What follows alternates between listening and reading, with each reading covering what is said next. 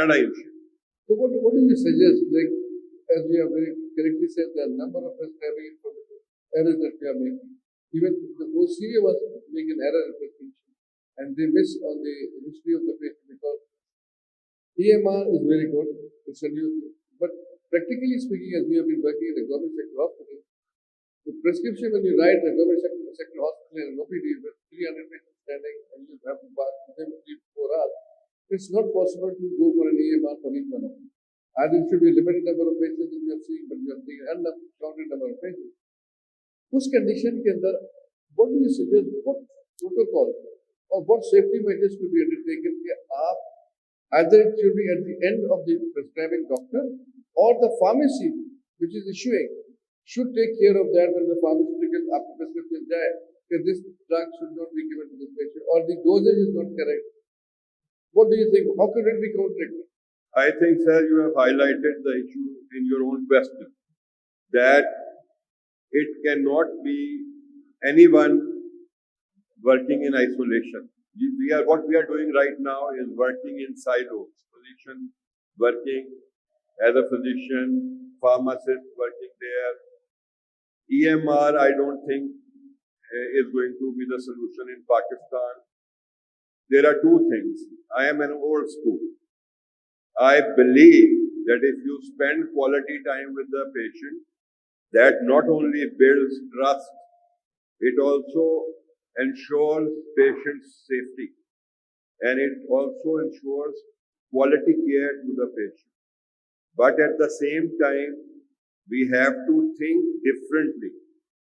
The money cannot go to the armed forces of Pakistan and our patients deprived of their due rights.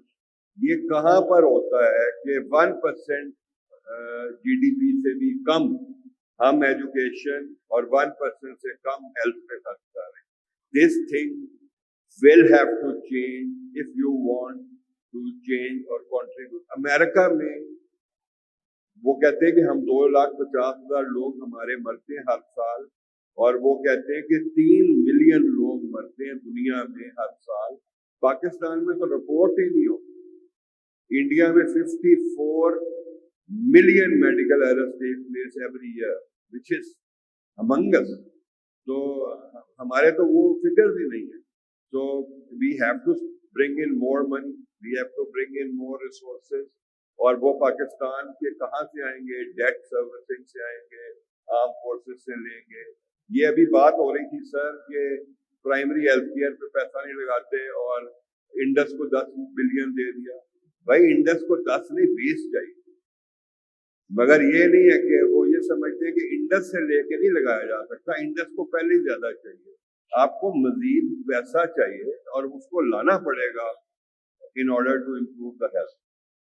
और EMR is not the solution, sir.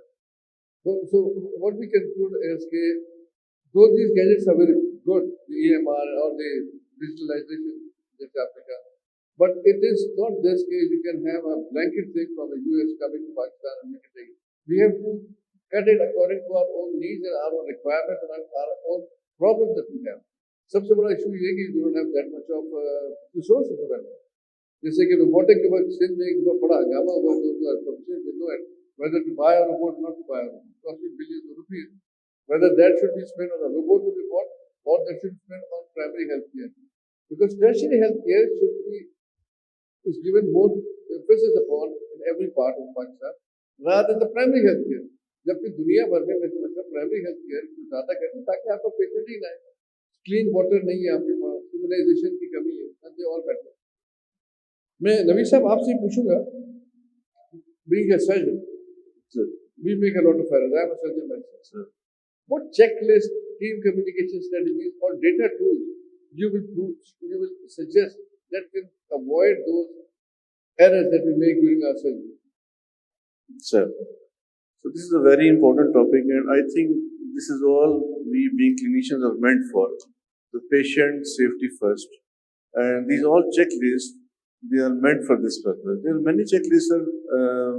First is a WHO checklist, and the second is SURPASS checklist. Surgical patients safety factors. But sir, I personally believe before we go to the fancy checklist, we need to educate our healthcare providers. And actually, sir, we start with the top-down approach: consultants, and then senior residents, and then junior residents, and actual. The main stakeholders, in my opinion, they are the nursing staff. You may agree or not that most of the time spent with the patient is by the nursing staff. So checklists are there, sir. Definitely, like WHO checklist. WHO checklist, sir, is basically is meant for mainly in the operating room, before induction and before NCM and before the patient leaves the operating room. It mainly encompasses all that horizon while the patient is inside the operating room. Actually, sir, the safety starts right from the clinic of the clinician. When the patient visits the clinic of the clinician, the safety measures need to be adapted. In the case of preoperative care and then followed by intraoperative and then postoperative care. And the whole scenario is encompassed by the one term that is called these days that perioperative care. So in my opinion, in preoperative care, we should emphasize on detailed history. Actually, sir, I would conclude in one line: go back to the basics. Actually, sir, we have left the basics, and we have done like sir said, like electronic medical records and like EMS system and EMR system, everything. It looks very fancy. It fantasizes someone. We are like advancing in every field, but we have no money with us. So we will have to go back to the basics. We will need to take the detailed history and examine the patient and then assess the comorbids and do a detailed and good pre-anesthesia assessment before the patient is subjected to surgery. And likewise, while the patient is in the ward the night before the surgery, I personally believe no doctor goes to the patient to document the things like which side is to be operated upon, whether it is right side or left side, where the stoma is supposed to be formed. This is done by nursing staff. Right? And the consent form is put in front of the patient. Please just sign kar dein. What is written in that consent form? Neither the staff nor the patient and nor the tenders don't know anything. So, sir, in my opinion, these checklists, they are very good. But after once we have done our homework, we have taught our basic stakeholders in the wards, in the hospitals, in the OPDs, and then, sir, in the operating room, mainly WHO checklist, definitely, if it is emphasized in true letter and spirit, it can avoid so many avoidable medical accidents, right, sir? And then, obviously, post-operatively, in the theater, the main stakeholders are anesthetist and then followed by the surgeon. And then post-operatively, again, the surgeon operates and he endorses the notes, and the whole night patient spends with the nursing staff. And the nursing staff, the ratio must be 60:1 or maybe 60:2. And I think, sir, basic homework needs to be improved.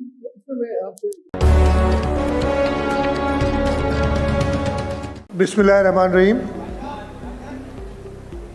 Mohammad Ali Malkani Sahab, minister livestock and fisheries Zulfiqar Ali Shah Sahab, minister culture and tourism, हमारे बलूचिस्तान से आए हुए minister livestock Sardarzada Faisal Khan और minister fisheries Mir बरकत रिंद साहब, यहाँ पे बैठे हुए स्टेज पे और मौज़ीन, स्पेशल असिस्टेंट्स, मेरे MPAs, डिप्लोमेटिक कोर से आए हुए हमारे मेहमान, डेल्फा के हारिस अली मिठानी साहब, ख़वातीन व हज़रात, अस्सलाम वालेकुम। मेरे लिए ये नहायती बाइस इफ्तिखार है कि आज ये life stock and fisheries department और डेल्फा के इश्तराक से जो लाइफ स्टॉक, कैटल और फिशरीज़ का एक्सपो हो रहा है कराची में, उसका इफ्तिताह मैंने आज किया है।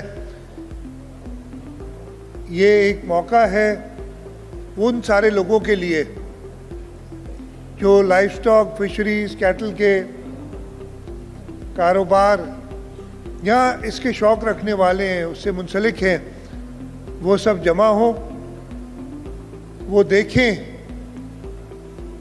کہ کیا ریسرچ ہو رہی ہے, پبلک سیکٹر اور پرائیویٹ سیکٹر آپس میں ملیں, آپس میں نالج شیئر کریں اور اس سیکٹر کو مزید ترقی دیں جس کا پوٹینشیل آپ کو منسٹر صاحب نے بھی بتایا, ہمارے minister life stock Balochistan, minister fisheries Balochistan نے بھی بتایا, آپ کو ڈپارٹمنٹ کی طرف سے بھی بریفنگ کی گئی کہ اس کا پوٹینشیل جو اس وقت بھی ایگریکلچر سیکٹر کا 64% ہے, لیکن ہمارا ٹوٹل ایگریکلچر سیکٹر اور لائف سٹاک سیکٹر کا جو پوٹینشیل ہے اس کا